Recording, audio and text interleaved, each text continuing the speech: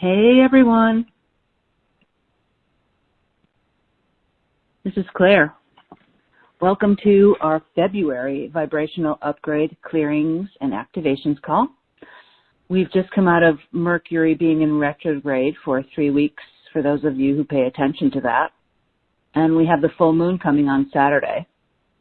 I was looking into it and it's got several names: the snow moon, hunger moon, storm moon, depending on which Native American tribe you align with. But regardless, the full moon is a time of culmination and promise of fulfillment for something that you may have seeded around the new moon. So how cool is that? This happens every month. You get a clean slate, another chance at bat, new, fresh opportunities, just like clockwork. This happens to be one of those energies, this full moon, about expressing yourself and receiving strong messages from your intuition about your work, your habits, your health, and routines. So it's time to pay attention and follow the breadcrumbs. So while I was getting ready for this call, I was looking over what Dr. Alison's been up to the past couple days, and I haven't had a chance to connect with her, but she posted in the Vibrational Upgrade group yesterday with a meme about asking yourself what points of view you have about what is not possible. And that really caused me to think. It was really interesting because I talked to a lot of folks who really, really want to have change in their lives, and yet when given an opportunity, they just can't allow themselves to say yes.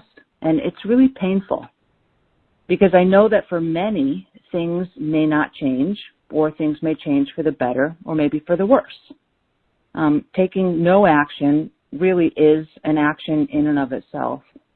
And that post that she did, Alison, it was pretty cool because in it, it clearly outlined that we all have points of view and that we make those real. Our ego minds look for validations to make them more real. And many times these validations really do nothing but serve us to stay small, limited, and locked down. And typically these things are a result of stuff that we're not even aware of. It could be from trauma, conditioning, karma, imprints. And these are like old, comfortable storylines that we just hop into without thought, without thinking. It's just like pulling on a favorite pair of jeans that you've worn forever, like on a Sunday morning, and you're hanging out. So you just pop into those old storylines and traumas and thoughts and stuff. But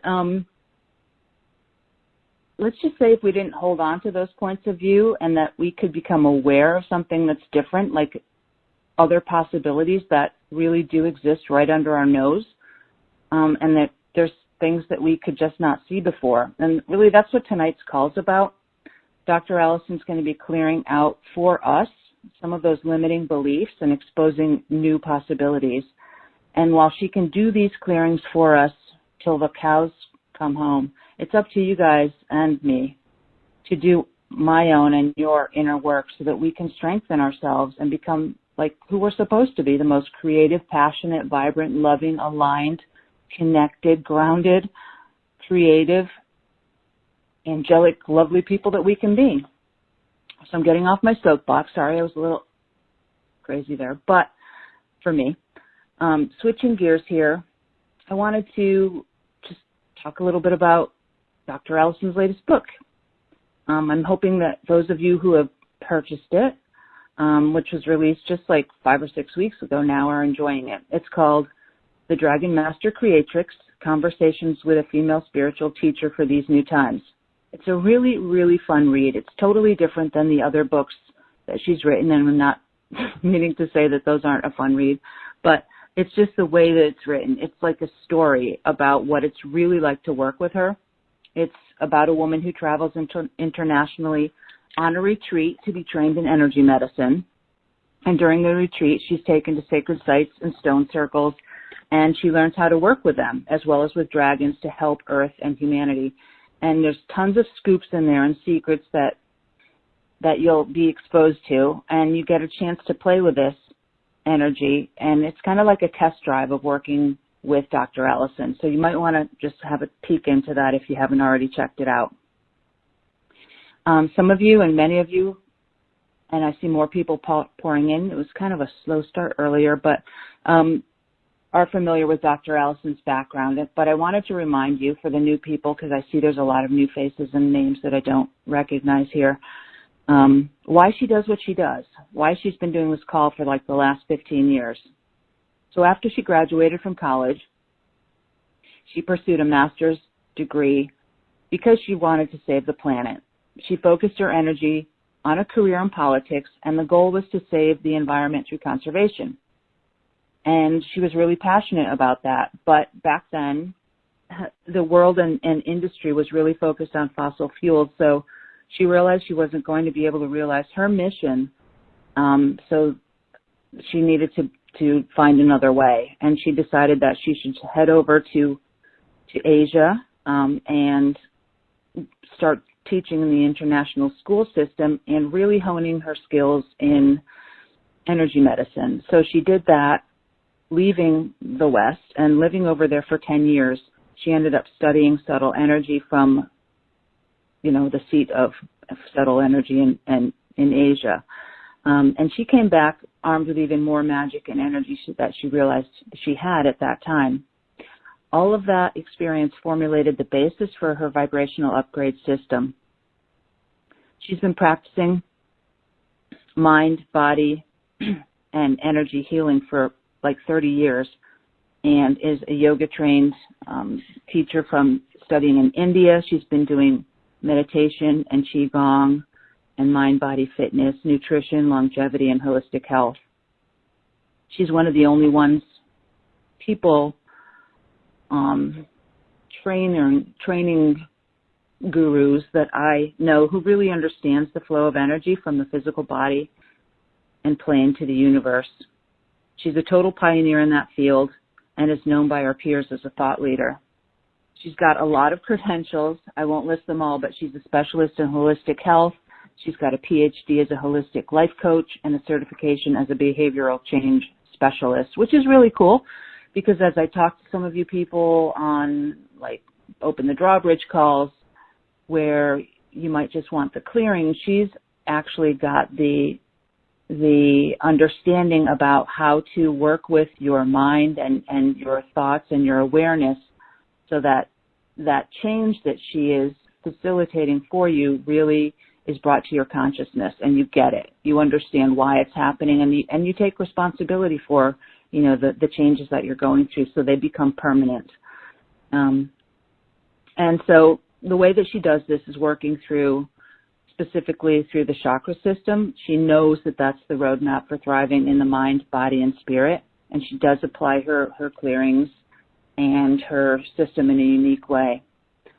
So all of her background has set her up to be able to share the stage and collaborate with thought leaders like Bruce Lipton, David Wolfe, Joe Vitale, Krishna Das, Bob Proctor, Michael Beckwith, Greg Braden, David Wilcox, and Dr. Mercola. And in addition to her vast collaborative network, Dr. Alison now has 4 internationally best-selling books. In order, they start with What If There's Nothing Wrong? Then she wrote Vibrational Upgrade, A Conspiracy for Your Bliss, Easing Humanity's Evolutionary Transition. Her last book before her most current book is called Reasonable Dragons, How to Activate the Field of Possibilities, Where Logical Magic is the New Normal. That one was endorsed by both Bob Proctor and Joe Vitale. And her latest book, which I mentioned earlier, The Dragon Master Creatrix. That one hopefully will be available via Audible soon. It's not yet, but the Reasonable Dragons book is, and she gets rave reviews about it because it's really cool to listen to it being read from her voice, and her energy is totally behind it, so it's really fun. So if it's not clear from what I've told you about her experience, Alison's lifelong pursuit of energy, healing, and medicine, and helping others achieve their highest potential, just sit back, relax, and enjoy this call that's coming up. I know a little bit about what she's got in store just from what I've gleaned from what she's been posting over the last few days. So it's going to be fun. I'm really looking forward to it. I think you're on, Dr. Alison. Are you there? I am. Hi, lovely. Hi, lovely. How are you? I'm good. All right, I'm taking over. Well done. Thank you as I bow. Thank you. Thank you. Thank you. Looking at your pictures right now on my fridge. So, hi, everybody. It's Dr. Alison J.K. here, and I am also looking at the board and seeing how many new people are here. I want to recommend to those of you on the webcast that you will have the opportunity coming up pretty soon to be able to raise your hand, so to speak, by pressing *2. And then I will call on, after asking my guidance, to show me who will, with their question, contribute the most to everybody, both now live and listening to the recording. By their question, I'll call on you and work with you and run a clearing and activation and do some intuitive holistic life coaching on you. So press *2. Get off the webcast if you're there and you want to have this opportunity, and get on the phone line and press *2. And I will be calling on many of you soon.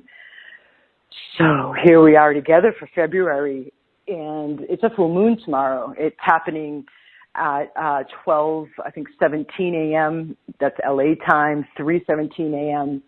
on Saturday morning for New York time zone, UK time zone. It's 8:17 a.m.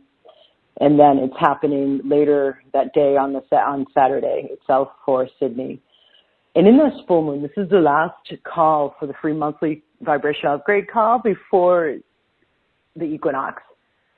And I know when I tuned in to the energies for this coming year that the equinox stuck out like neon light or gold star flashing neon lights, in that it's a special equinox coming up in March. And it's going to mark a turning point. And even before I did any research astrologically around this equinox, it feels like we're being given, so the equinox is March 20th. It feels like we're being given a new beginning in a way that just other equinoxes aren't. There's going to be a whole load of what feels like gifts and the shift in energy that will be palpable at that time. And I know that, like, I remember when going to different Mayan ruins and seeing the observatory, like at Chichen Itza's compound, and then over in Teotihuacan's compound, being in the observatory in the temple before I went out to the Pyramid of the Moon and the Pyramid of the Sun, both of which are some of the bonus videos you get when you go to dragonmastercreatrix.com when you buy the book and then give the Amazon receipt. That's an energy medicine flows from the top of the Pyramid of the Sun for yang energy, manifesting energy, and then yin energy from the top of the Pyramid of the Moon. And before I walked over there, we had hired a native guide, and that's the one some of you who've been following for a while, and welcome all the new people, and thank you for returning, all of you beautiful hearts and beings who've been with me for years. It's just such a beautiful, beautiful community we have here, such sacred, compassionate space. Doesn't mean you have to be in it all the time, but overall, you know how you are. So you remember that recording, some of you who've been around, I asked him to distinguish for me, and this was in 2019, what he perceived as the differences between the old era, the old paradigm, and the new. And he said the old is of destruction and the new is of construction. And I remember when I was working with my students, I worked in the local public school system in Florida for a couple of years, running energy medicine and holistic wellness sessions alongside my classroom teaching. And I asked one day during one of the earlier sessions on a client with my hands over their second and third chakras, how can I get better results for my clients, more robust results for my clients? And around that same time, I was like, oh, this isn't as fun for me. This isn't as abundant for me. This isn't as adventurous for me. What else is possible here? I got turned on within a couple of months from asking that question out to the universe in the field of unlimited possibilities to the international school system. And that's when I traveled in the States. I was interviewed over a weekend in a hotel, a slew of different heads from different international schools from around the world. Got asked to work at many of the different schools, considered different locations, and ultimately chose to us in America, Far East, or Taiwan. And that's where they're able to practice the more traditional Taoist, traditional Chinese medical kinds of quote-unquote religious, even though Taoism is not religious, practices, whereas they're not able to on the mainland. So that's where I was for 10 years, then traveling throughout Southeast Asia during my Chinese New Year breaks, typically to Thailand and going to Buddhist monasteries and studying different modes of holistic health and wellness engaged in over there, asking ridiculous amounts of questions to learn about the flow of energy, as Claire talked about, and blah, blah, blah, blah. It's not blah, blah, blah. It's exciting. It's interesting. Everybody asks me about it. But to move on to the point being now, so back to the classroom teaching, and we were dealing with the question, it was either an English lit class, because that was my bachelor's, English literature. Ultimately, that was my bachelor's. Are humans inherently good or evil? And I asked them all to go do extra credit overnight, or it was in psychology class. I don't remember whether it was lit or psych, AP psych. And the next day they came in, they read their answers, and then I gave what I had recognized from the Dalai Lama, actually, where the Dalai Lama says, if humans were inherently evil, we wouldn't still be here. Because you bake the bread and I raise the sheep and the goats for the milk, and Joe builds the houses and Maxine builds the fences, and Mike does the clothing and textile. We all work together as a community, collaborating constructively to build life. And why I say that is to distinguish when that Mayan native god in 2019 said to me the difference between the two paradigms, what construction actually means. Not only just versus destruction, but in the meaning that I just gave. So I remember being at the observatory there and looking, just fascinated by how much the Mayans knew about sacred geometry, about mathematics, about geometry, about astrology, and just how advanced they were, with some stuff worked out that we don't even have in modern day science. And yeah, they saw in 2012 a prediction in the stars of what the stars are going to be doing that marked the end of one era and the beginning of a new one. And many of you know I had a radio show for 2.5 years. Once I got back to the States, a year in or so, I was asked by Voice America to do a show around the Mayan galactic alignment on December 21st, 2012. I wasn't doing anything about that in my business. I nonetheless said, let me call you back in 48 hours. I thought about it or received my guidance. It was a yes. I did it. Interviewed a bunch of experts and scientists around that topic of what this meant. December 21st, 2012. I actually ended up as a yoga teacher and energy medicine practitioner on a cruise with a lot of these same specialists to the Mayan ruins, and we had sacred ceremony with a shaman, shaman toilet paper, a Mayan shaman at Chichen Itza. And I'm saying all of this because I just was doing a little bit of review for not only the full moon, I had already done that Claire was talking about, that's coming up on Saturday/Friday night, depending on where you live, but also for the new moon to get a sense of what's coming leading into the equinox. And what I'm hearing from the astrologers, like the Saturn-Uranus square, for those of you who are following astrology more closely, this is like really what it seems like the Mayans saw. And it wasn't only the Mayans, it was Yogi Bhajan too, about the yugas changing. And it wasn't only those two that noticed that 2012 was a marker for one era for humanity completing and a new one starting. And that doesn't mean like 2012 was, December 21st was the marker there. It means we've been dealing with the fallout of the collapse of all the old ways of doing things, and we still are.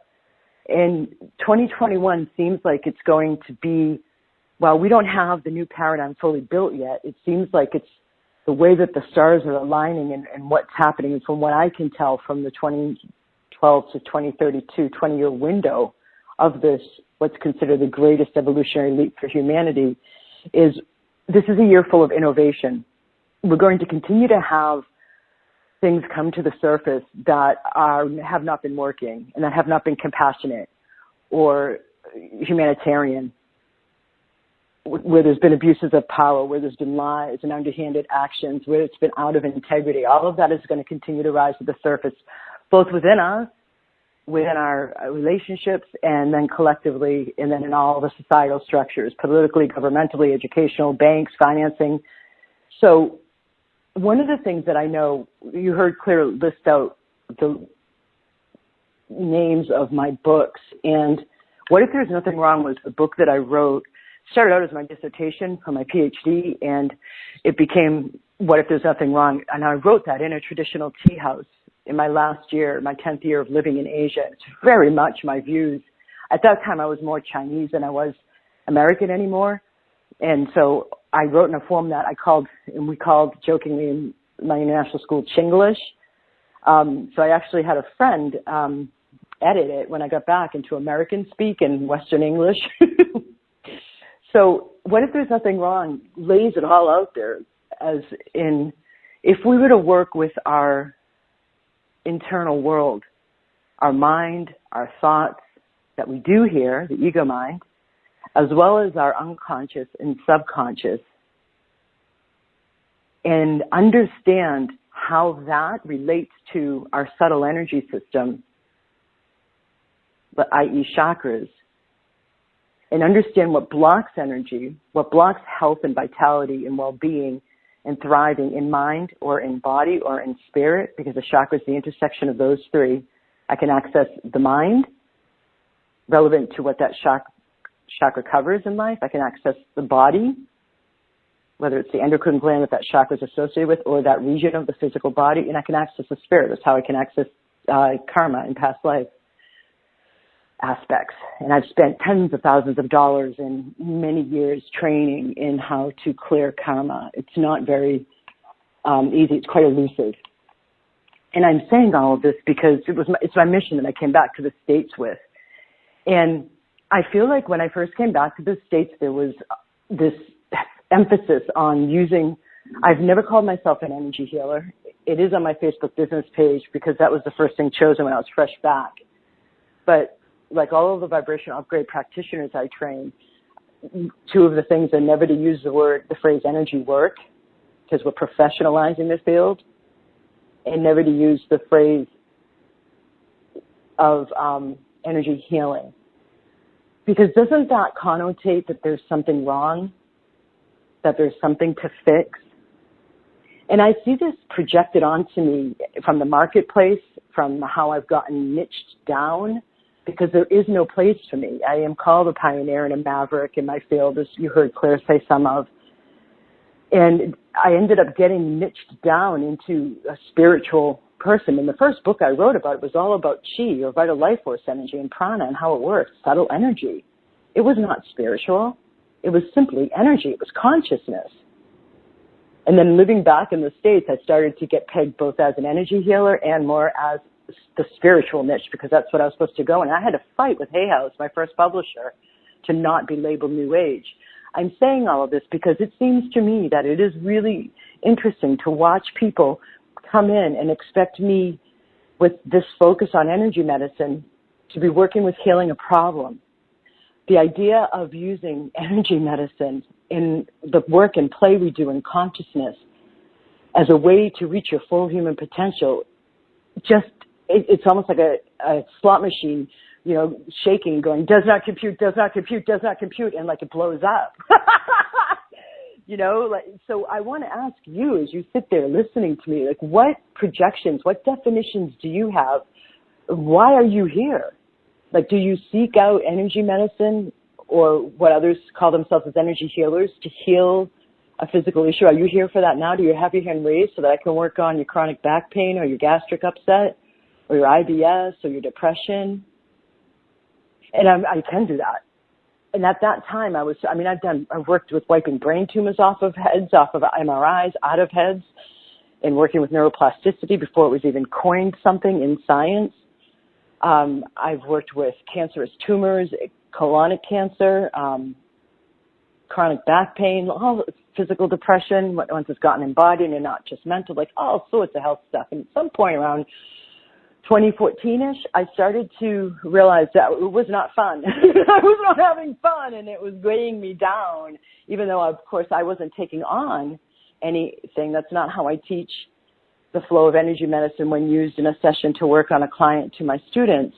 It's not that. It's just facing and meeting and receiving people who are problem-focused day in and day out and heavy problems, because one subtle energy adds up to another subtle energy, and the same pattern again in subtle energy, and the same thing again in subtle energy. Eventually, that repetition causes the wave, which is what all energy exists as, to collapse into a particle, meaning it then becomes physicalized. So once something becomes physicalized, it's harder to clear. So it was using a lot of my energy to feel those already physicalized things. So what I shifted into doing is, okay, let's, instead of dematerializing matter, let's focus on materializing into matter from energy. So what I know is that one subtle energy shift, meaning one clearing, and the different aspects of your consciousness that shift. So that's like, you could get 5 to 10 shifts out of one clearing that I do. Added up to another one, added up to another one, eventually becomes a shift. It accumulates in a shift. It's just sheer math. So I want to do a special clearing and activation tonight, reattuning you out of all of the definitions and expectations and projections you have of all that's wrong, of what's not going right in your life, of what's stuck in your life, what's not working in your life. Out of that and into the possibilities. Because we're living in a time this year in particular where it's all about, as I said, innovation. And one of the other things that I heard that stuck out to my consciousness about these, you can hear this warning tone coming in, I'm sorry. Some of the astrological predictions I was listening to from well-respected, trusted astrologers is, if you don't take care of proactively, something like a sudden shock could come in and shake you into your new beginning, to apply innovative thought to shift your situation, your life. And that's what I've been doing for years, is that proactive approach instead of meeting a problem, right? You guys are starting to get it. I feel you shifting. Instead, you proactively see what else is possible. And once your system is cleared enough and your consciousness and ego mind is purified enough, and then you become more aligned and your chakras are more open and circulating the vital life force energy, or the chi or the prana, and then they're able to, at a certain threshold of being activated and enough cleared, emanate out a vortex. All of the vortices of the 7 main chakras then become a field. You're a localized field, and that localized field then is able to communicate with the greater field of unlimited possibilities, all the Tao, all the chi that flows in all of life all around us, which is the field of unlimited possibilities, and learning how to invite it in to work with you so you do less in your energy system, and the energy of the universe, the natural laws, do more. That's what I'm up to in Magic Manifestation and Money Flow, and in my mastermind.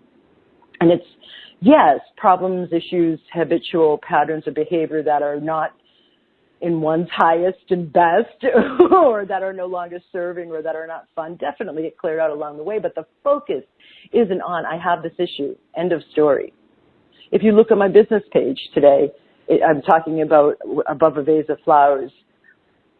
What if you were to focus on allowing to blossom what's happening through the issue you're concerned about that you think isn't working, rather than focusing on the issue itself? That's another main teaching I give my students, and some of this stuff is what's exposed in the Dragon Master Creatrix, is that you could have an issue, but the mountaintop perspective or the satellite perspective, right? Find the gem. I don't mean the lesson. I don't mean that heavy kind of thing. I just mean find the gem. Find the increased power. Okay. So what's happening right now is, I just said all of that. Some of you are spacing out. Some of you are checking out. and not even intentionally, because you're getting entrained up to the vibrations that I live in and that I work with. And it's in quantum physics referred to as downward causation, where if it's the higher frequencies, when the lower frequencies interact with the higher frequencies, that can mean doubt or fear or lack of clarity. And I don't have that. I'm at a higher frequency with those thought forms, for example. So those lower frequencies will collapse in the face of the higher frequencies. That's quantum physics' way of putting downward causation. It's just a universal law of the light and the dark that I teach my students about, you know, the light and the dark. So some of that's been at work on you as I've done this transmission, not an obvious clearing and activation. So some of you may want to come back in and listen to that part again, even though it seems like all I'm doing is talking. I'm also allowing you to get more used to or comfortable before I go into the actual clearings. So why don't we all take a breath together right now and let go of what you came on this call with, let go of concerns, and just let yourself be in a more expansive space.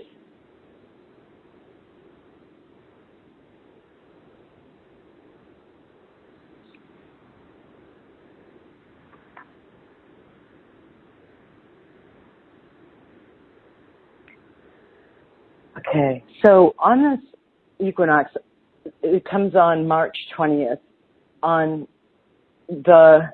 So I'm going to have a special Zoom event for the equinox, and that's going to be, as usual, on a Wednesday night on St. Patrick's Day. So, of course, I'm going to add in my connection to Ireland, and that's the third video you get as a bonus with the Dragon Master Creatrix purchase. It's actually a 25-ish minute series of really potent activations from one of my favorite stone circles in Ireland that's been used to celebrate the harvests in abundance. And so I have a special connection with the Fae and Fairy folk and the land of the Emerald Island. And so I'll be doing, obviously, on the Zoom event on March 17th, clearings for good fortune and good luck, and maybe inviting in more leprechauns and fairies to help in your life, as well as more working with the equinox energies and bringing in that new beginning much more into your field, and amongst other things that I'm not even sure yet what you come on with. But I'm mentioning that because tomorrow the full moon sacred activations go out to those of you in Activate Your Magic. And this full moon, as Claire says, a culmination of this past new moon. And then the new moon we get in the start of March is really a reboot too. It's a beautiful new moon. Most of the planets will be direct by then. You're going to feel some more forward movement. So I'm saying all of this because in this next month's time, you will be noticing a nagging at the back of your head, at the very least, if not in your conscious thoughts, to shake it up, to shift out of whatever stagnancy you've been in. You'll likely even hear, or if you haven't already, seen warnings about how your life wants to change and where you may be in resistance and not taking those action steps. You're going to want to take those action steps before, like you never have before. You're going to want to position yourself to be proactively doing the inner work to allow your limiting beliefs to be cleared, so that you can be as innovative as possible, so that you don't require crisis or chaos in order to change. And that's a big one that I have seen historically, that when we do not listen, the mechanism for us to do our soul level work, and I don't mean to make it sound heavy, it's not, it's play, with me anyway. If we don't do it proactively, then a crisis is required, whether that's health crisis or divorce or work or money or COVID. Yeah, so you guys are hearing me. So I want to remind you that you can get the support setting you up for the equinox for free. AIM, Activate Your Magic. When I say AIM, that's the other bonus when you buy Dragon Master Creatrix on Amazon and you go to dragonmastercreatrix.com, you're given a free month of Activate Your Magic, and that includes the new moon and full moon sacred activations, the Zoom event where I do interactive coaching on, as well as clearings and activations, and then the hour-long clearings and activations call that I do, that I used to do once a week, every week. And I had to stop because it's so much bloody healing work. It's intense. You're all on mute. I'm up there in your fields, hearing what needs to be cleared, what wants to be cleared, and I'm jumping clearing after clearing after clearing after clearing on you all for an hour straight. It's a really potent call. So you get those 4 deliverables, so to speak, and Activate Your Magic. It's only $97 a month. That call alone should be $97, frankly. So you get all 4 of those deliverables in Activate Your Magic, and you get it for a month for free when you buy Dragon Master Creatrix and you go to dragonmastercreatrix.com. Give the receipt, the directions are right there on the page. And then you get all those other bonuses, the 3 videos, too, with all these sacred activations and clearings, some for abundance and harvest and manifesting and blah, blah, blah. Just check out the page. So I wanted to remind you guys and flag you of that so you can proactively set yourselves up to have more fun and less suffering. So on that note, my dears, all of the places where you have any definitions, any conclusions, any projections, any expectations, any beliefs of that issue in your life that you came on here maybe wanting to heal or maybe wanting to have help with, where you have defined it and perceived it and projected onto it and expecting it to be a struggle, a block, a limitation, would you be willing to burn all of that up now with the flames of transmutation? Will you say yes?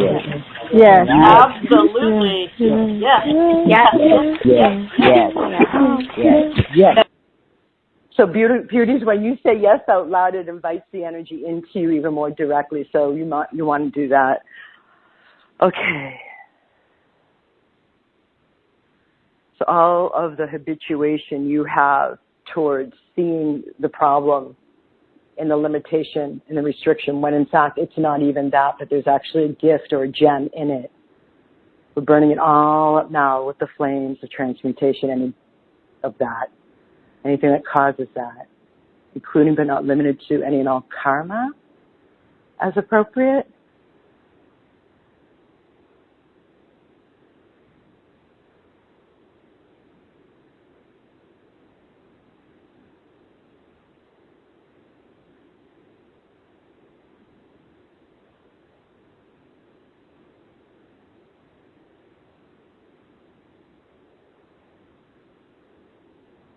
Any and all contracts, oaths, vows, swearings, promises across all timelines and lifetimes.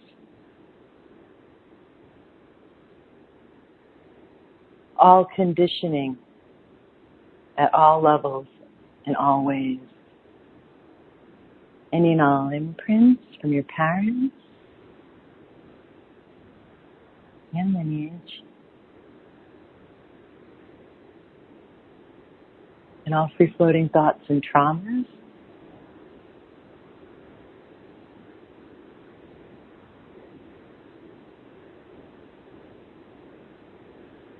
And all conclusions, decisions, judgments, beliefs, definitions, projections, and expectations you have around that issue or those things that aren't working in your life, that need to be changed, that they're a problem, that there's something wrong with it, that block you from seeing the gem and having ease moving through it.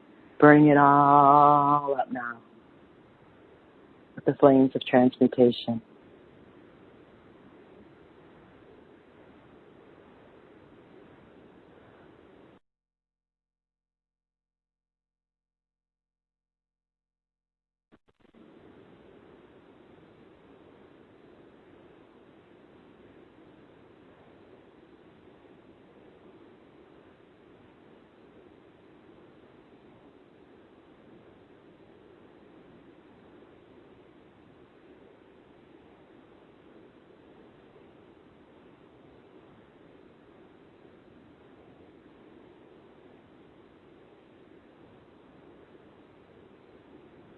Some of you may want to inhale and exhale and allow more of this energy to move. Some of you are just sitting there like you don't know what's going on, and that's fine. Some of you may want to have your palms face up in a more receptive, in your lap, in a more receptive position. Good.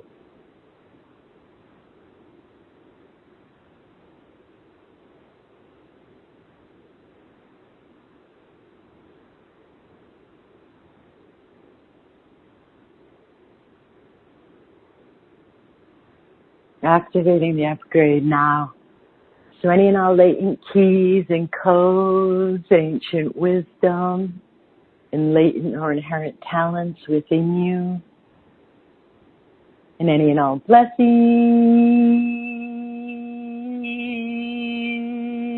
and support possible to bring this all into alignment for your highest possibilities and your highest potential to be realized, activating the upgrade now.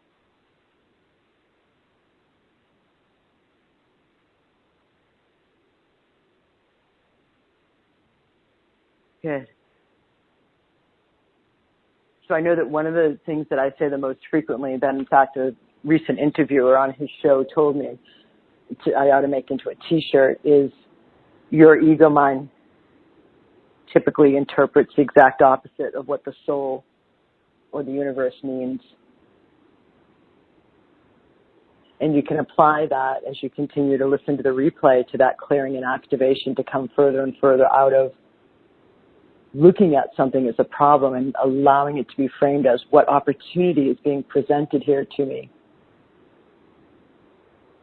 What new possibilities, what new powers within me want to be released, brought to the surface here on the other side of this quote-unquote issue. Got to go through it, not around it. Can't go around it. It'll keep hitting you in the face. So go through it. It's always about a new level of power. And frankly, in the 25 plus years of doing this work, I with tens of thousands of people around the world, all ages, cultures, both genders or all genders, so to speak, people are more afraid of their power than actually fear. It's not fear of the problem. It's not fear of the negativity. It's actually fear of you at that new level of empowerment, which leads to a whole nother slew of clearings that I spend a lot of time working on with my folks in Magic Manifestation and Money Flow. There's a load of conclusions of what will happen and what is necessary for me to be that version of myself. That's all false, but it's part of the spiritual path, so to speak. It's the gradual collapsing of the ego mind structure and living more from the heart and soul alignment. So I want to move now into the next clearing and activation, and this is a little bit different. I've never done this before in the free monthly call. I've only done this before in Magic Manifestation and Money Flow on up. So folks who are new to me and new to this call, please just focus on a smaller desired manifestation as I go through this next clearing and activation.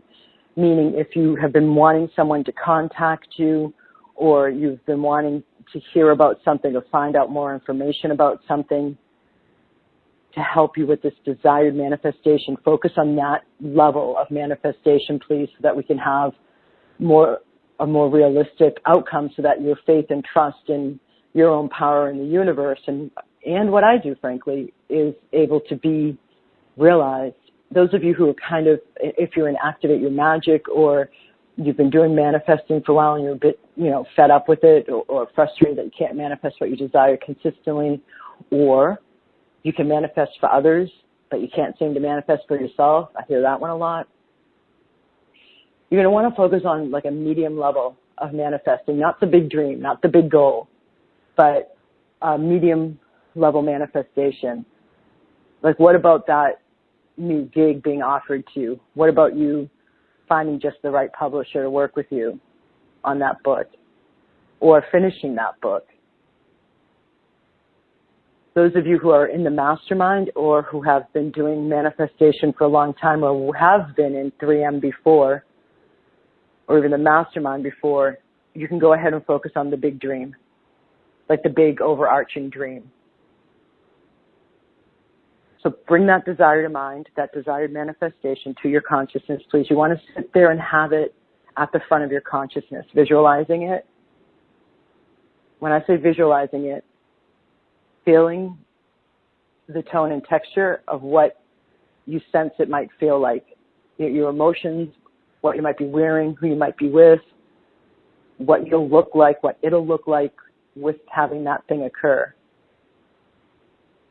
Anything and everything that does not allow for this desired manifestation to become physically actualized with grace and ease, would you be willing to burn up with the flames of transmutation? Yes. Yes. Yes. Yes. Yes. Yes. Absolutely. Yes. Yes. Yes.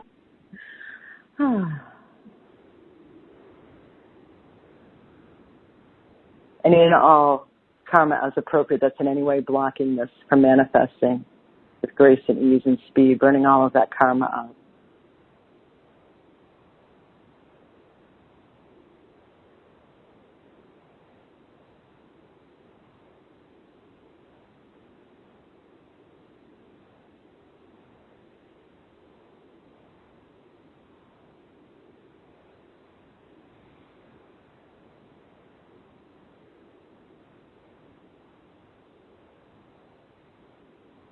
Any and all conditioning that's in any way contributing to blocking this, slowing it down, increased doubt within you that it won't happen, it can't happen, burning up all of that conditioning, all imprints from your parents and lineage, all free-floating thoughts and traumas.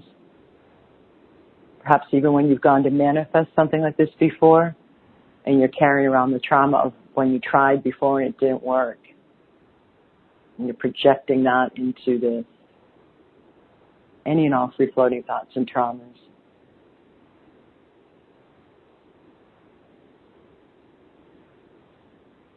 Any and all contracts, oaths, vows, swearing, promises across all timelines and lifetimes.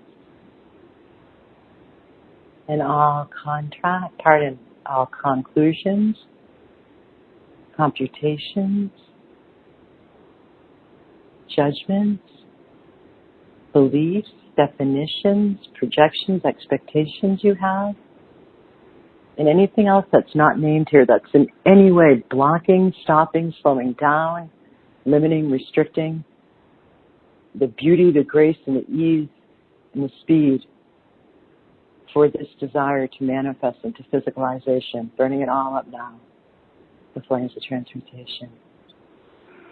It's a lot of energy. You guys inhale and exhale at your own pace.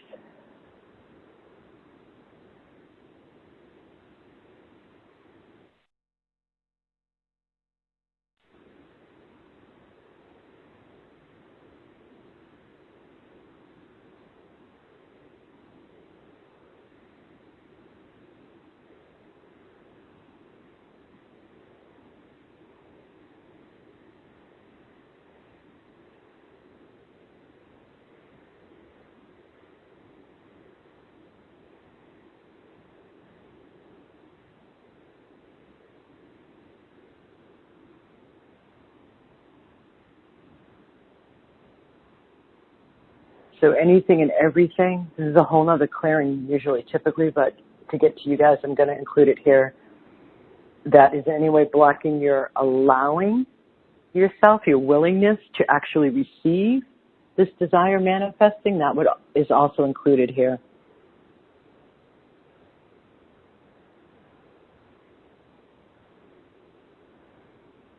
Good. Oh, you're shifting really nicely. Some of you may want to inhale and exhale and let more in.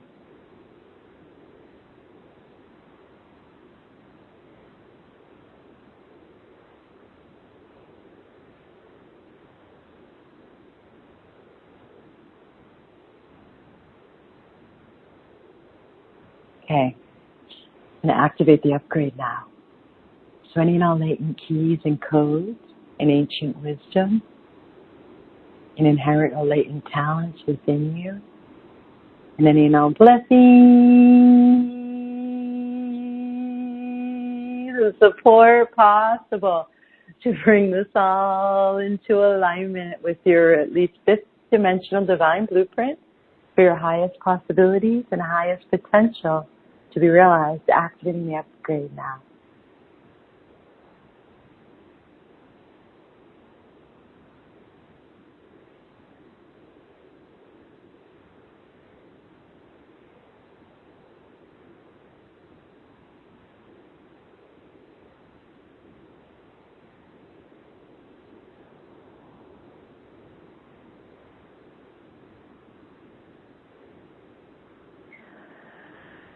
So some of you may have perceived increased heat somewhere, itchiness, goosebumps, trembling, almost mini convulsions, shakiness of twitching of arms or limbs, yawning, like some pain all of a sudden somewhere. That's the energy going through that chakra related to that area of the body, flowing more life forces. The block gets cleared. And when it hits a chronically tight musculature, there is pain. So it'll be momentary. So I'm moving in now. Enjoy that, you all. Yes, of course, go back and use the replay. Start 2, and I will call on you. Start 2, raise your hand. I am going to Catherine Hartman. I don't have where you're from. Hi.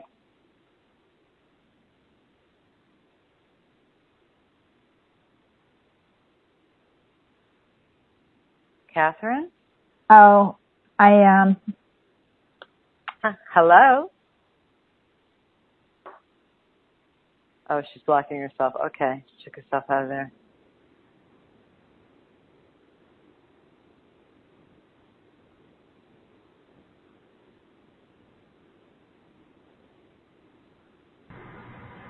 Stella from Canada. Hello.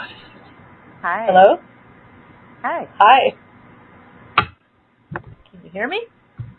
Yes. How are you? Oh, I am awesome. I can't believe you called on me. Yay! Look at how special you are. I was just giving my gratitude for the clearings you just did when you called on me. Oh. That could have been why I called on you. I felt that. Awesome. Oh, awesome sauce with laughter. Awesome. Yeah, we're in You go ahead. Oh, I started the call feeling very heavy and low, and I already feel lighter. Perfect. It's amazing. Good stuff. For sure. lots of yawning, lots of watering eyes. Excellent. Yeah, so yawning is your consciousness shifting to allow you to go to a higher vibration. Just in case you don't know what the yawning is because of. It's not because you're tired when you're in the midst of receiving a clearing. No, it's big clearings, yeah. Yeah, they are deep. I go deep, and I don't even necessarily intend to. I'm like a Myers light with the light on it, and I'll use the metaphor of a fire woman with a hose of light. The way my system clears other people's systems. It's just really, I'm blessed. That's why I do the work I do. I wouldn't do it if it didn't work. Oh, you are awesome. Awesome. I'm so glad you're feeling lighter. So tell me, Stella, what would you like to ask for if you could ask for any support right now? Oh. When I came on the call, I was going to ask for help with my health, but after what you spoke about, I'm thinking prosperity. Hold on a second. After what I spoke about, and then you totally trailed off. You can ask about the health. I'm very soft-spoken, sorry. I've had ringing ears since mid-November. I'm not sure what it means or what the message is. It's kind of been irritating me. That's what I was originally going to ask for. But because of what you spoke of earlier, I'm not sure if I'm still supposed to ask that or not. Yeah, thanks for your consideration. What? I was going to say, I don't like that I use the word supposed to either. I'm trying not to use words like that. The words like supposed to? Is that what you just said? Yeah. Excellent. It's a good match, because I don't like the word should being used. It's burdensome. No. So, have you been saying things along the lines of you're going through some level of spiritual awakening within the last 2 years or so? Yes.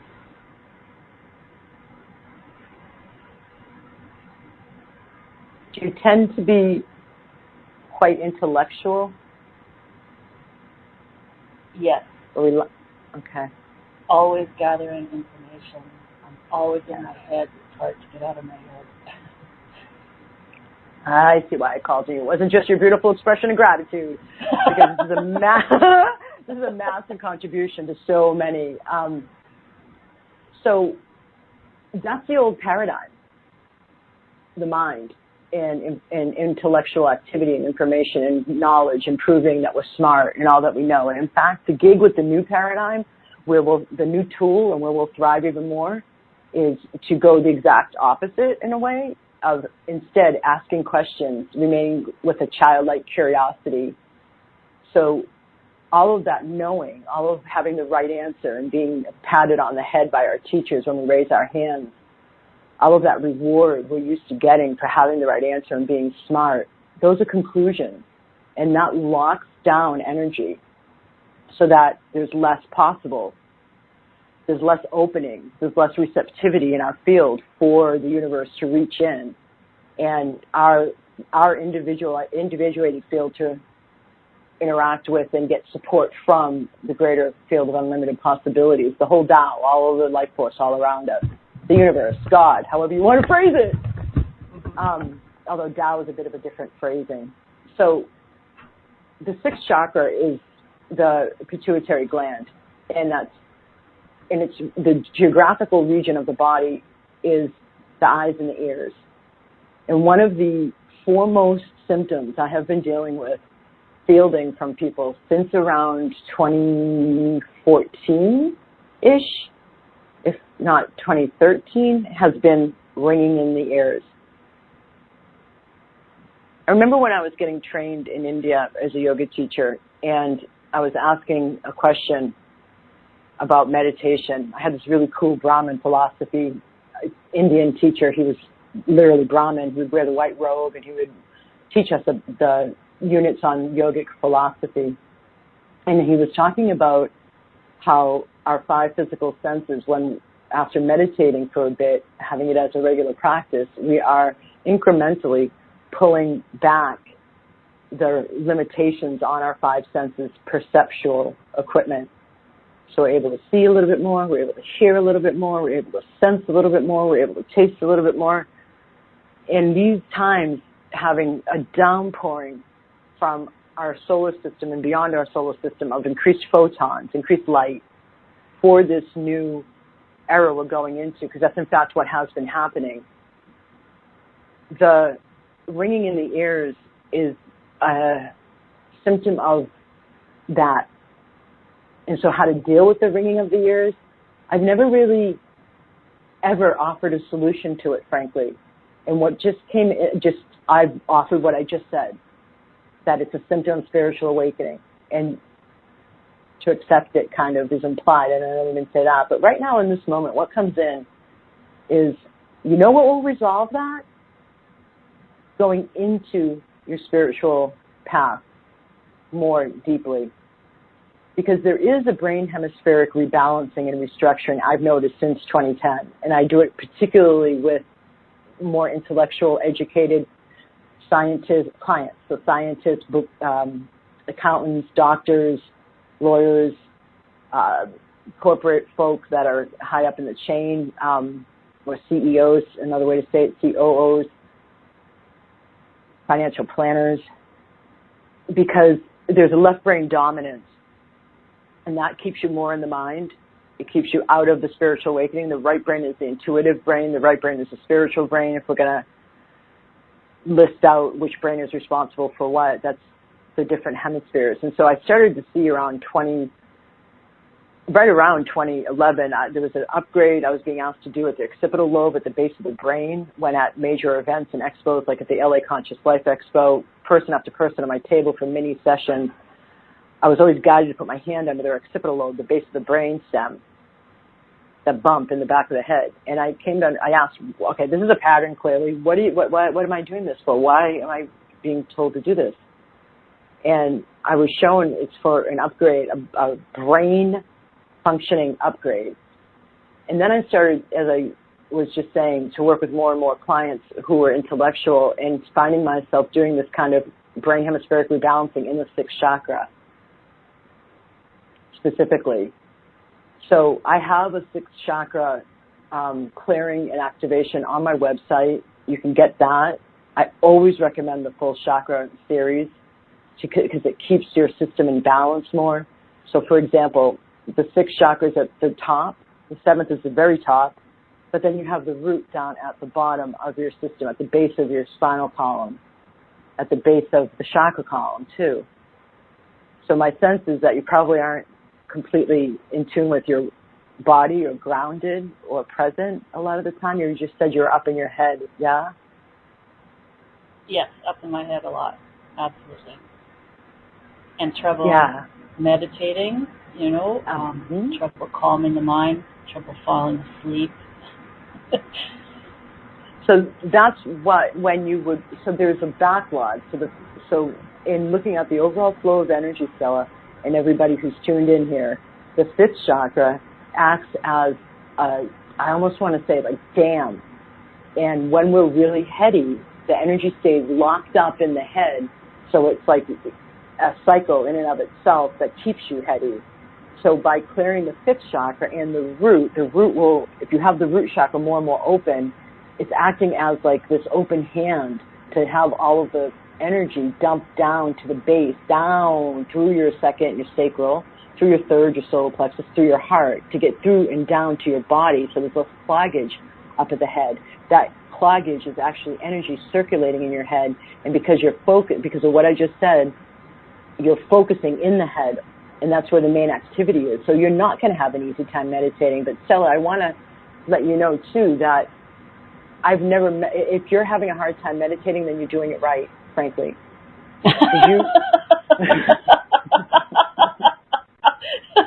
So I'm beating myself up for no reason. Yes, it goes back to what I said at the start of the call. It's not a problem. The aspect of realizing how active your mind is the beauty of meditation, because now you know you're not your thoughts. You know you're not just your mind, right? Mm-hmm. Yeah.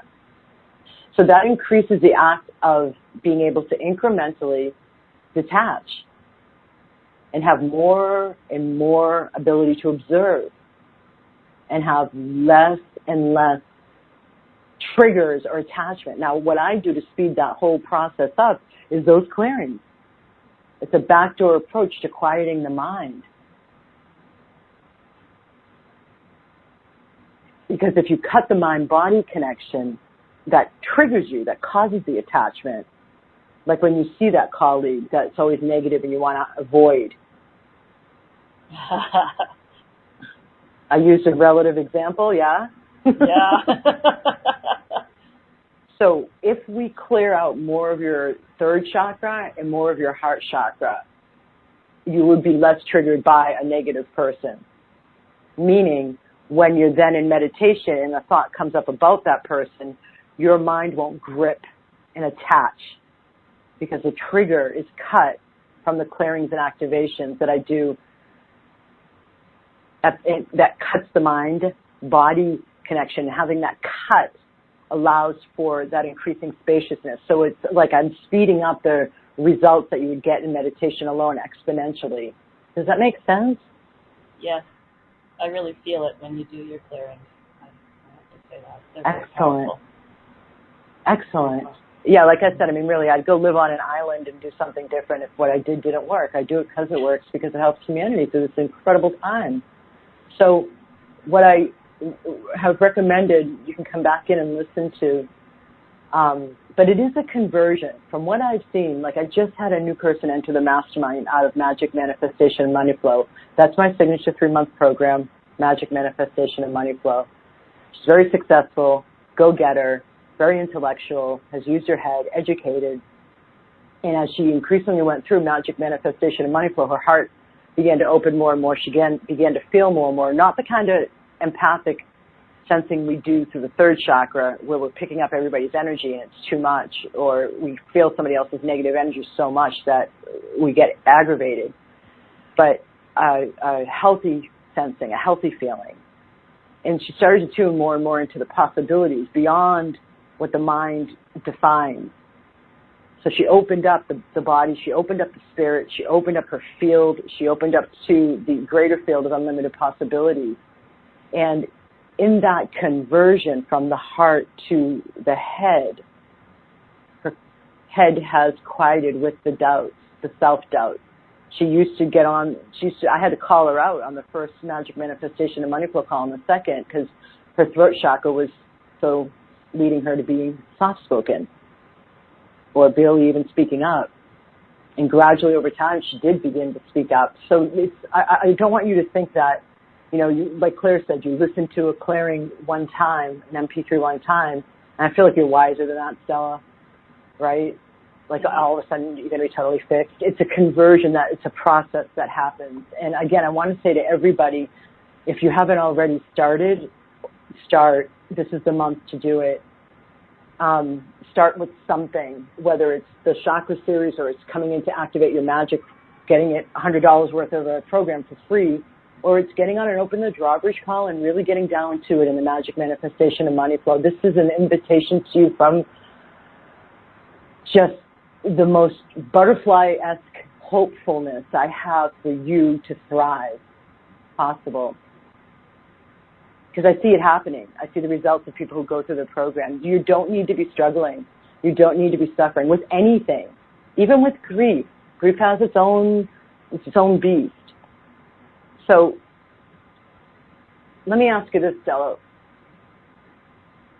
What do you feel like is the one thought that gets you the most triggered?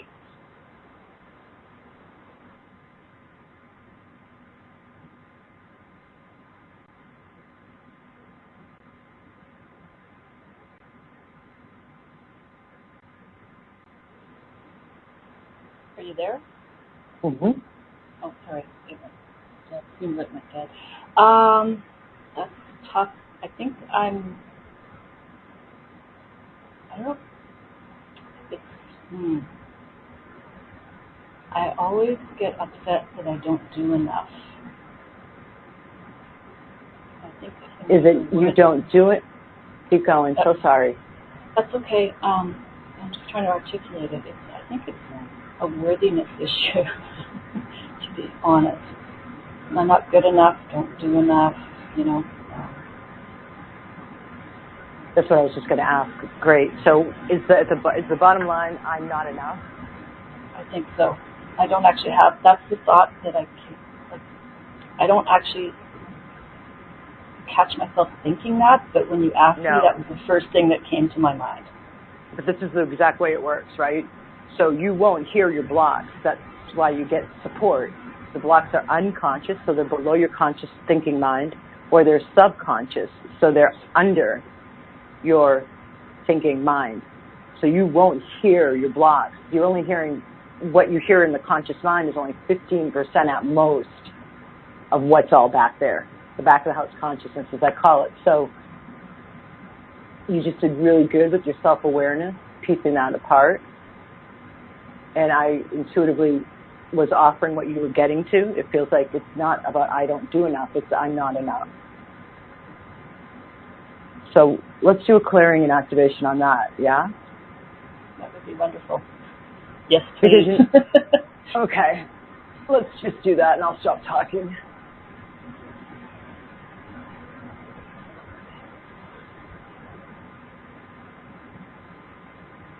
So any and all causes that in any way lock into place, have locked into place, or perpetuate I'm not enough permeating out through your life, would you be willing to burn up with the flames of transmutation? Yes, please. Okay. So any and all karma as appropriate, we're going to burn all of that out. That leads to has created the I am not enough.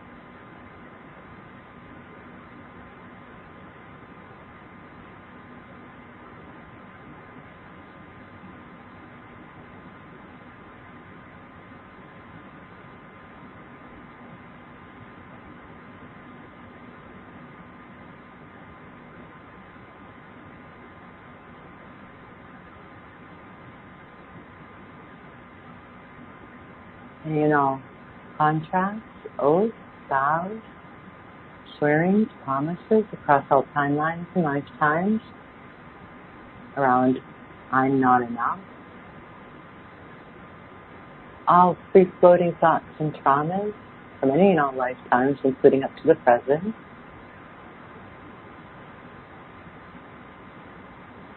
That taught you I'm not enough.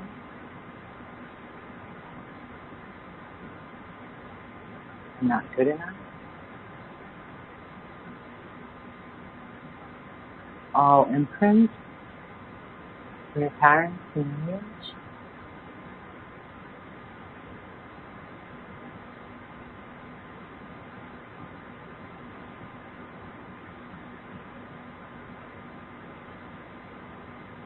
All conditioning.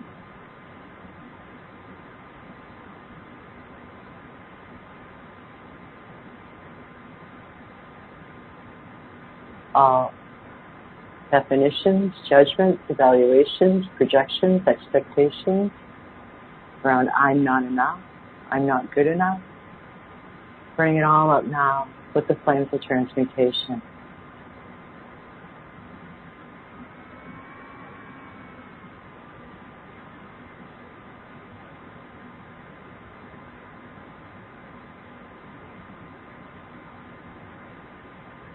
I'm also hearing deservingness. Well, and you know all the blocks towards deservingness.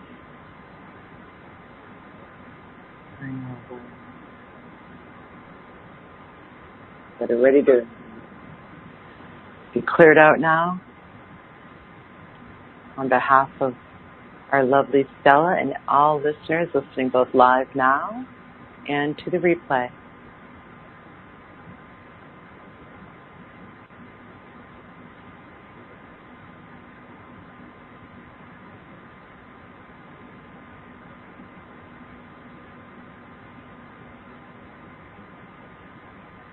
Good, Stella. You just got some clearing from your eyes, your sixth chakra down to your throat, your fifth.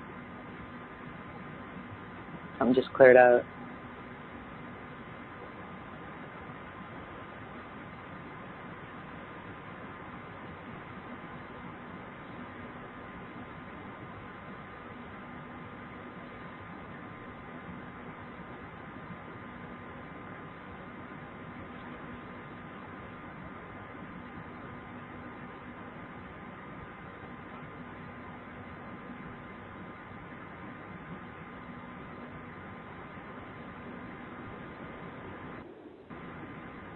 Okay, so I'm going to go ahead and activate the upgrade now. So any and all latent keys and codes and ancient wisdom and inherent or latent talents within you, and any and all blessings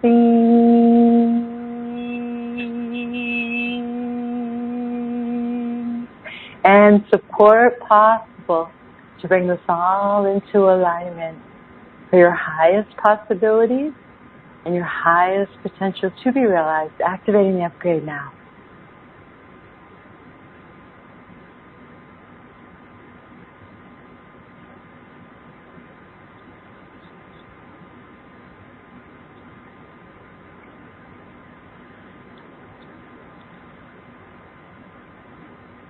Beautiful. Stella, what did you perceive during that? If you can speak. I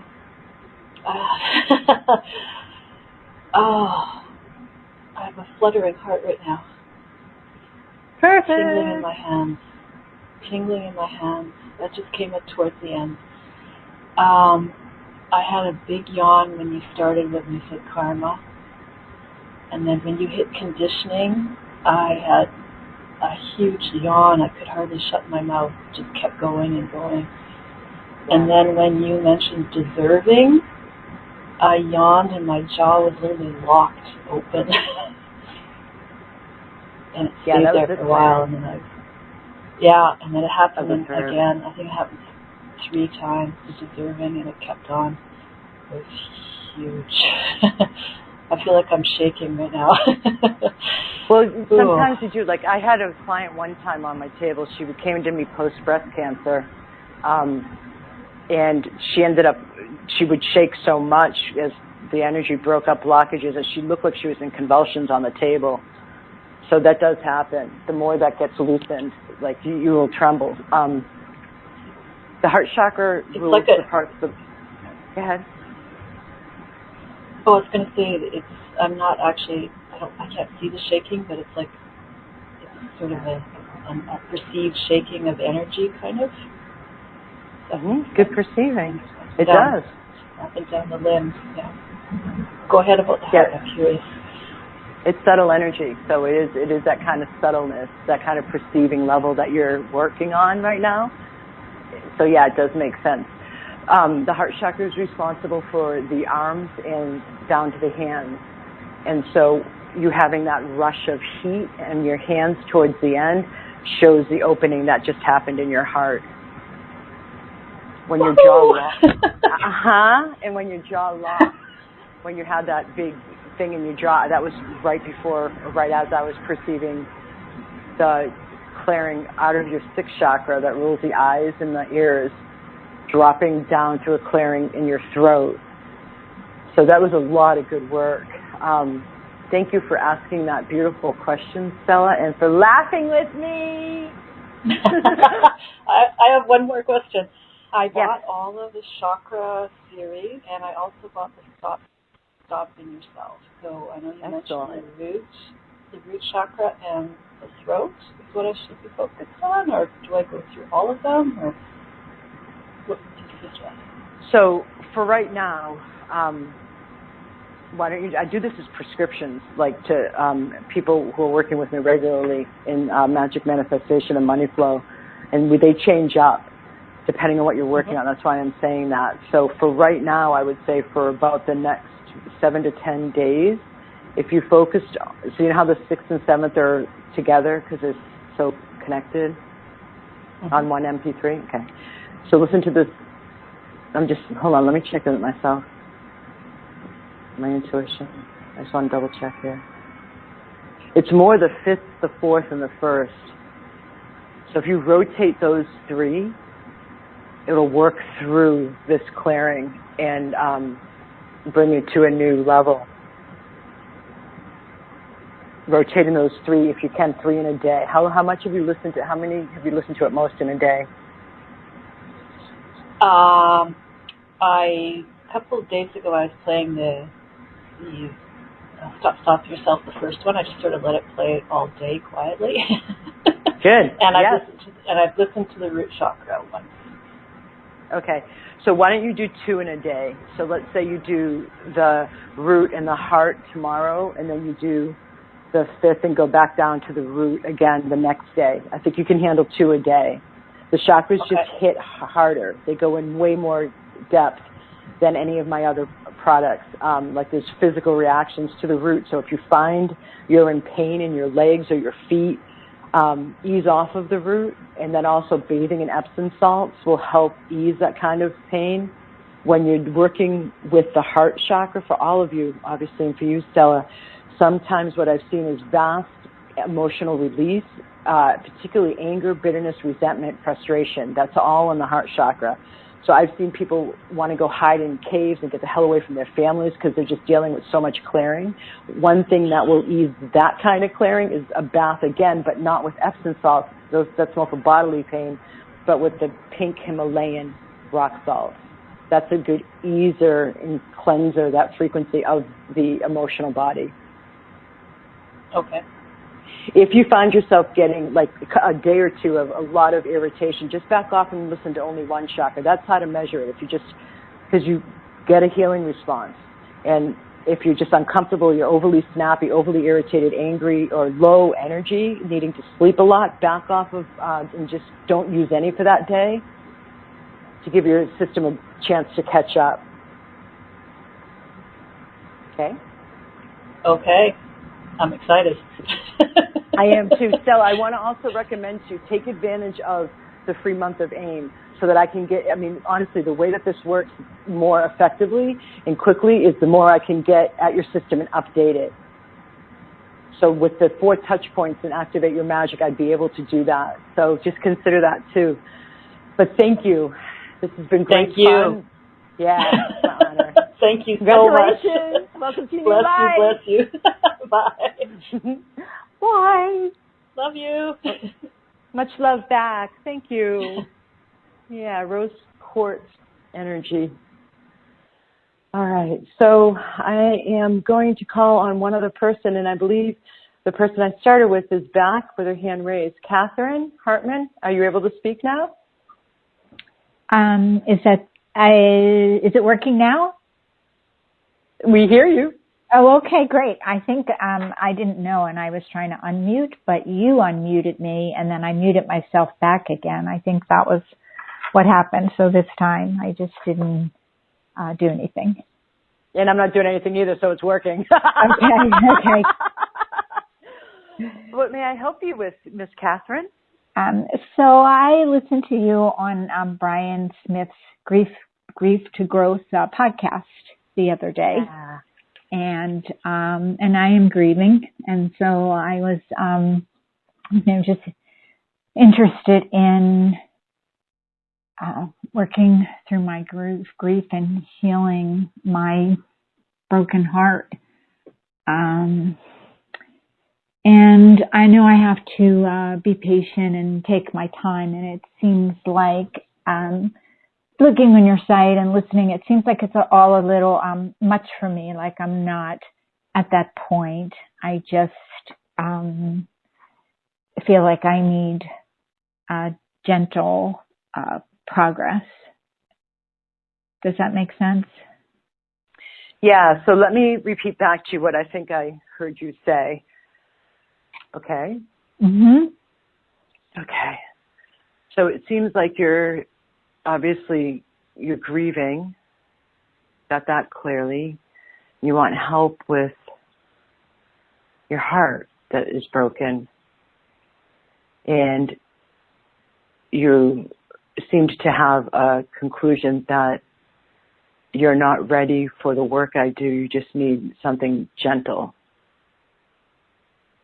Yes, that is my thought. I'm working through healing. It's not been a year yet, and I feel like I want to heal, but part of me is resistant to healing because I think I don't understand it, that there's something in the sadness that I'm just holding on to. It feels like, I don't know, holding on to my relationship with my son, although I really believe that my relationship with him will grow more the more that I heal, but I'm caught somewhere in not really wanting to heal. I don't know if that makes sense to you either. It does. I do want to just let you know that I don't quite know what you're thinking you're not ready for, because you got called on, and I trust my intuition. So there's nothing you need to be hesitant with here. It's not all go, go, go. I meet people where they're at. Mm-hmm. Okay? Okay. Are you separated from your son? It's not death? No, he passed away. Yes, he passed away last March in a car accident. So it was unexpected, and it's been a really, difficult. Yeah. So kudos on you for having the courage, because it's clearly a part of you that does want to heal, that you came on this call and you raised your hand, Catherine. So I want to call your attention to your actions too, that clearly there's a part of you that does want to heal. Yet I also heard you say when you lean into the grief, there's a part of you that doesn't feel like it wants to heal, that's resistant to letting go of the sadness. Yeah? Mm-hmm. Yes. So as you heard me say on that interview with Brian, and for those of you on my list already, you'll get that podcast. I think we're sending it out on Monday, that interview on grief to growth. I was talking about how grief is the weirdest, strangest beast of all the emotions. Remember that? Yep. Yeah. Yes. You can't. That was very resonant. Yeah. Yeah. So I wonder, Catherine, is there a part of you that has this expectation of yours? Like, is it possible you tend to have high expectations for yourself? I think I do. To the point you're even hard on yourself? Yeah, I think so. If we're just barely at a year out of losing the physical embodiment of one of your children, you're forcing something that has, it's a mind of its own. The grief has a mind of its own. And what if you're just not ready to let it go? It's just not ready to be completed, the grieving process. Yes. And there's nothing wrong. You are where you are. Mm-hmm. So where I feel like I can serve you is help you accept where you are. Okay. I just hear in the word acceptance. How does that feel when I say that word to you? Acceptance. I hate that word. Yeah, I think that's why I'm asking. I could feel I hate that word. It just doesn't sit right with me that I can accept this. It's too immense. Are you pissed at God? Are you pissed at your son? Are you pissed at the other driver? Where's the anger? I don't even know. I guess when you think about or learn about like having a soul plan and coming here, and sometimes it's just, angry that I would have this plan and angry that I don't want this plan anymore. Oh, I just heard that today from someone else in a one-on-one. Yeah. Okay. Of course you'd hate the word acceptance. So why don't let me just listen to my intuition for a moment here and see what's going to help you where you are right now the most, to release the most and have more ease. Does that seem like a good goal for what? I'm sorry, I dropped it. I didn't hear the last part of that. I want to listen to my intuition to see what is the best form and what's best to clear so that you have more, I don't want to say comfort. I want you to be comfortable. What are we going for here? That's what I want to hear. What's going to help you the most at the stage you're at now? Mm-hmm. Okay, so hold on just a moment, please.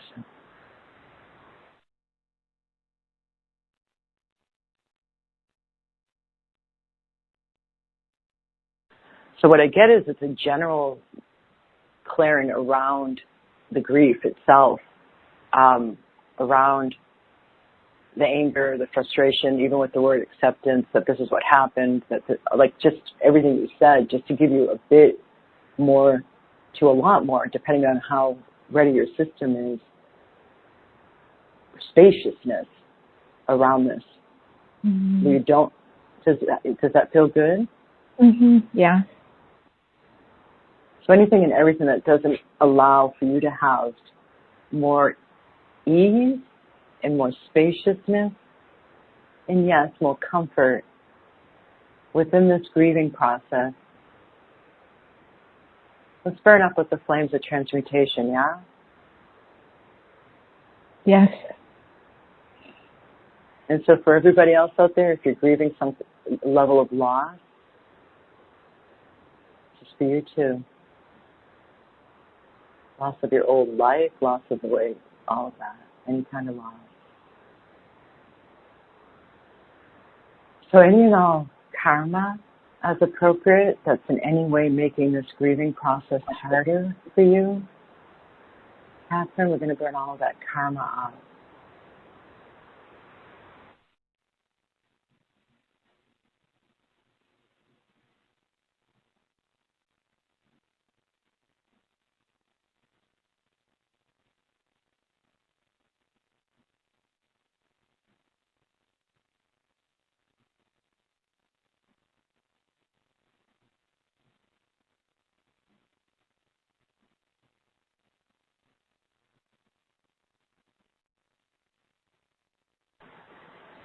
And in all contracts, oaths, vows, swearings, promises, across all lifetimes and timelines that's in any way making this grieving process harder for you, burning all of those out.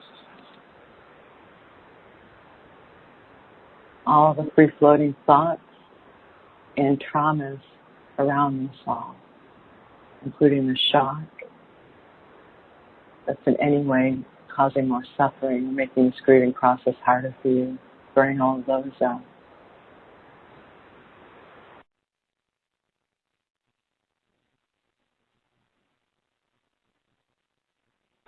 All the imprints from your parents and lineage,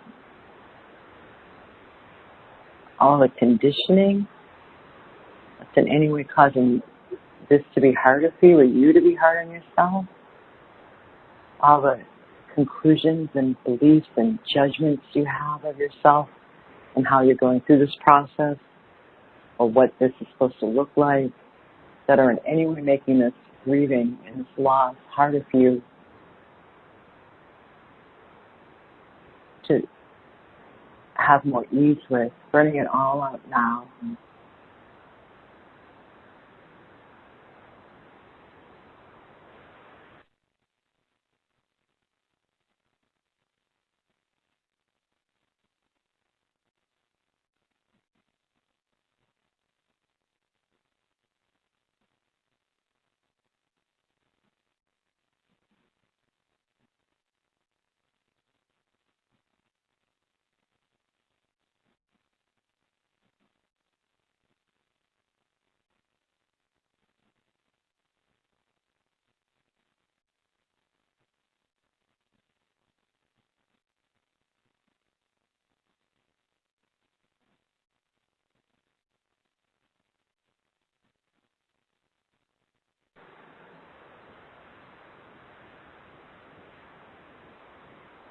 Includes any and all judgments of yourself.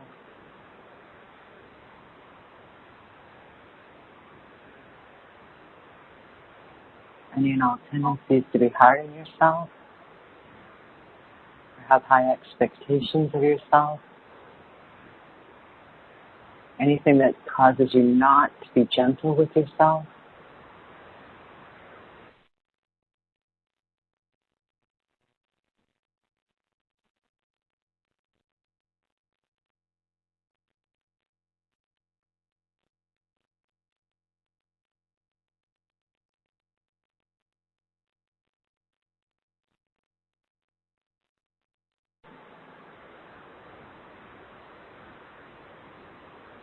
I ask this clearing to continue to run for Catherine's highest and best, and for anyone who's grieving out there for their highest and best for the next 30 days,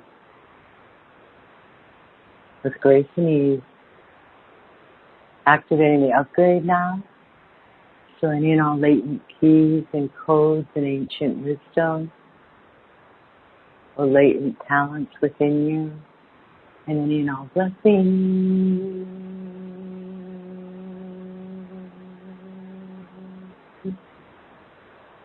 and support possible to bring this all into alignment for your highest possibilities and your highest potential to be realized. Activating the upgrade now.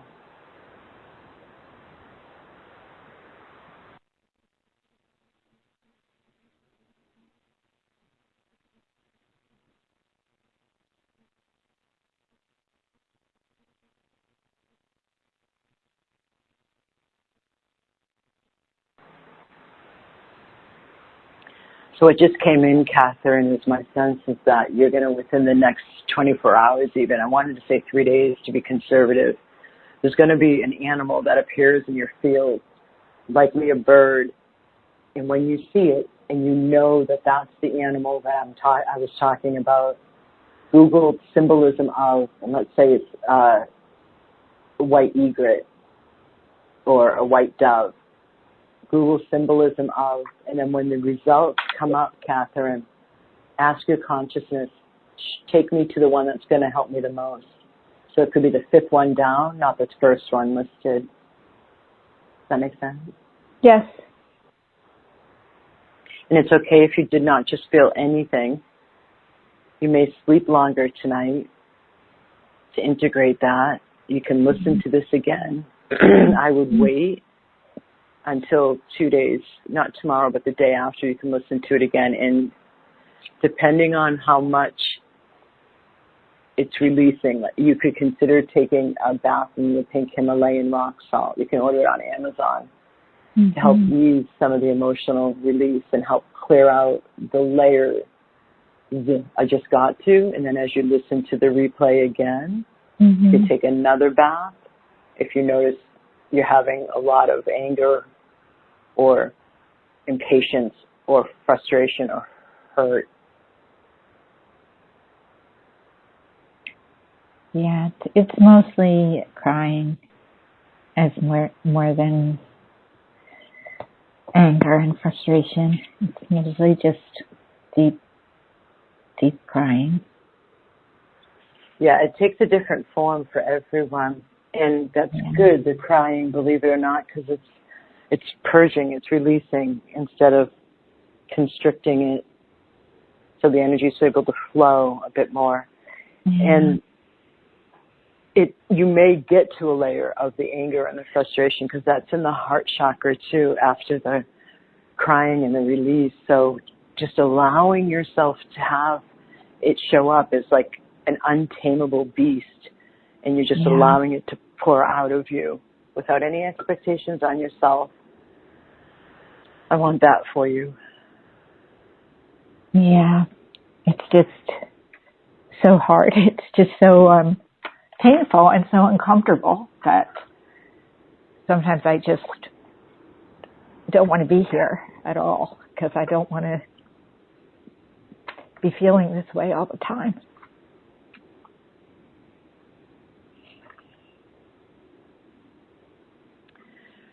You may want to come on, I don't know, it's your choice, but you may want to come on and open the drawbridge call. The link will be in with the replay, and you may want to work with me in some one-on-one sessions.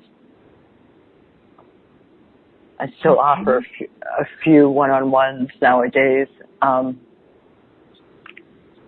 So you can look into that. It's on my website under the Work With Me tab. We could also possibly do a VIP intensive, the non-programs. So check out the non-programs, ways of working with me. Because it's so much to be in your body and feel what you're feeling, that the desire to check out is natural and normal. Yeah. It's just so much to feel. So just taking it one day at a time, one step at a time, one wave of emotion at a time, with being kind to yourself. It's, I'm sorry for your loss. I'm sorry for your pain. Thank you. It will get easier. I've been through it myself, not the loss of a child, but the loss of my mother. After a long story that I don't normally share publicly. it's a process, and it's a beast. Mm. But you knew enough to get on this call and raise your hand even. So clearly a part of you wants through this. Mm-hmm. And I would love to strengthen that part of you. Yeah, I guess it's just a survival instinct, just reaching for something to survive. Yeah, indeed.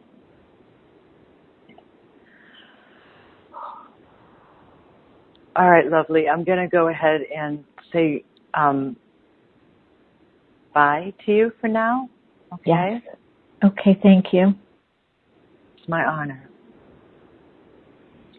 All right, lovelies.